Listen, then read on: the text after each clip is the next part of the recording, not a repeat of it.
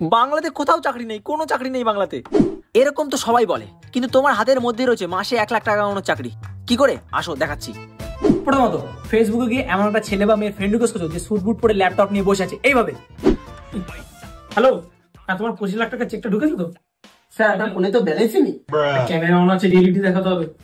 আর এদের friend request accept করার পর এরা তোমাকে কিছুদিনের মধ্যে 1 লাখ টাকা চাকরি দেবে। আরে কোথায় যাচ্ছিস? আরো আছে, দেখ কিছু পেন্সিল আছে যেগুলো বাক্সের মধ্যে ভরতে হবে।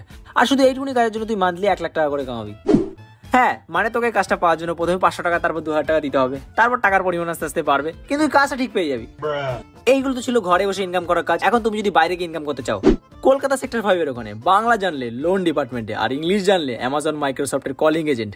কি করতে হবে? ওই যে, hello sir, I am from Microsoft, do you need any help? Sir I can do blow job also. Hello ma'am, আপনার কি লোন লাগবে? প্রসেসিং ফি দিলেই আপনার লোন অ্যাপ্রুভ হয়ে যাবে। বাংলার এই মেন জবগুলোর মধ্যে তুমি কি করবে সেটা তোমার উপর। তুই কমেডি বাদ দিয়ে এখন এসব বানাবি? ঠিক আছে, সার্কাজম উইথ অ্যাওয়ারনেসের ভিডিওটা এটাই লাস্ট। রেসপন্স ভালো না আসলে